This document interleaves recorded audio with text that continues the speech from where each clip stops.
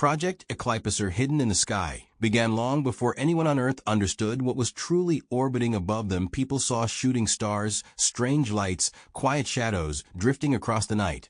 But no one knew these signs belonged to the same hidden thing, a silent craft, circling the planet, for decades, waiting for the right moment to reveal itself. Ryan discovered it by accident. He was a junior technician at an isolated mountain observatory. Most nights, he tracked harmless satellites and space debris, but one night the sky parted in a way he had never seen, as if a thin line had been cut through the darkness itself. He zoomed in. There was no object, no reflection, no glint, only a thin hollow shape moving like a shadow cut from the night. The sensors showed nothing, no mass, no heat, no signal. Yet the stars behind the shape bent just slightly. As it passed, he sent the data to Central Command. They dismissed it. Glitch, sensor drift, cosmic dust.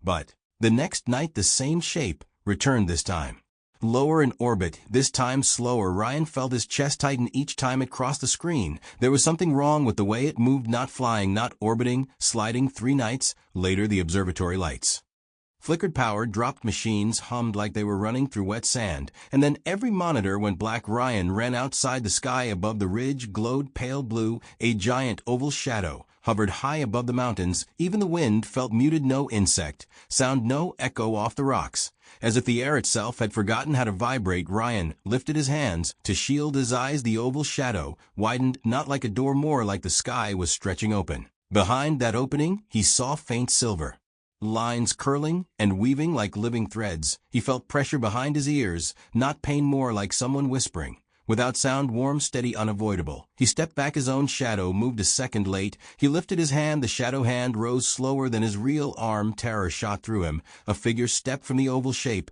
Not metal, not flesh, something in between tall, smooth limbs. A face without features, a body that seemed made of folded light. The figure looked at him without eyes, without turning its head, yet he felt its attention pierce through him. The air vibrated softly. A message formed in his mind, not in words, in feelings, intent, urgency. He saw flashes, Earth covered by a great silent dome, cities swallowed by stillness, engines failing, waves freezing mid-crest, voices dying before leaving the mouth.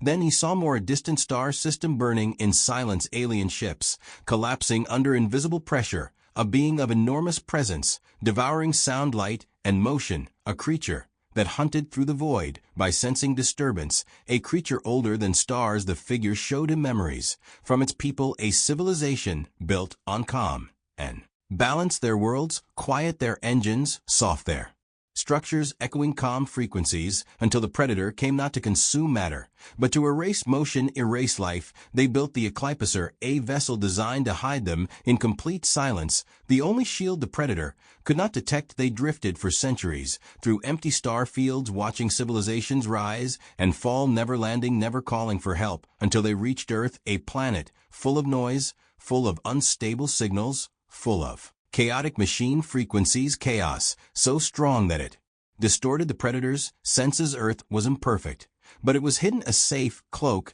yet they remained invisible, because revealing themselves would change everything. Now, they had no choice. The predator was approaching again, faster, closer, stronger, and Earth was unknowingly broadcasting signals that would guide it like a beacon. They needed one human mind to anchor their silence, field one mind that could adapt, feel, predict, a mind flexible enough to merge with their technology. Ryan was chosen not because he was strong, but because he listened, truly listened. The figure stepped closer. The world fell quiet. The air around him thickened. The ridge lights faded. Ryan felt warmth flood through his arms. His heartbeat slowed, his thoughts stretched out like long threads. The figure placed its hand like shadow on his forehead. Suddenly, he felt everything. The silent vessel overhead, the coils of folded space, the patterns that shaped their hidden shield, the faint distant tremor of the predator still far, but coming. Ryan collapsed to his knees. He could not breathe for a moment. Then breath returned, shaky, cold. He looked into the sky. The oval shape above widened again. Silver lines curled around him. They wrapped him in a soft pressure like deep water. He lifted from the ground, slow, weightless. The observatory tower below shrank. The mountains shrank. The earth curved inside the vessel. He saw walls like living stone, surface shifting, breathing, echoing, the faint pulse of silence. He heard the alien beings. Without ears, their thoughts moved through him, steady-focused, no fear, only purpose. They placed him at the center of a chamber. He felt new senses grow inside him. He could feel radio waves, as textures gravitational pull, as gentle tide silence. As solid layers, the predator was far, but its presence pressed against the universe. Like a cold tide, he felt it, a great hollow hunger, drifting through star fields. Searching for any sound out of place, Earth hummed wildly, chaotic, alive, loud, dangerous. Ryan reached out with this new sense. He guided the silent field around the planet. Not a dome, not a cage, a thin, shifting veil that hid Earth's loudest scars, a moving shield of controlled stillness. The predator passed near Earth, slid through the dark, sniffed the cosmic waves, searched for the beacon.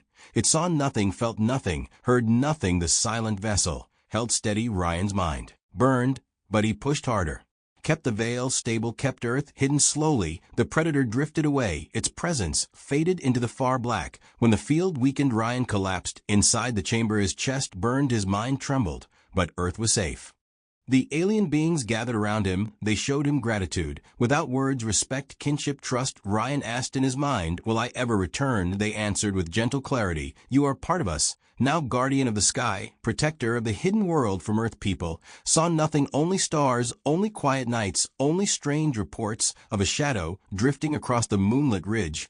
No one knew. A human mind floated high above them, merged with a silent vessel, holding back an ancient hunger. Ryan watched Earth spin beneath him, billions of lives, unaware that the sky itself had almost gone dark forever. He no longer feared the silence. He shaped it. He lived within it. Project Eclipser continued, hidden in the sky, and Ryan remained the last quiet guardian.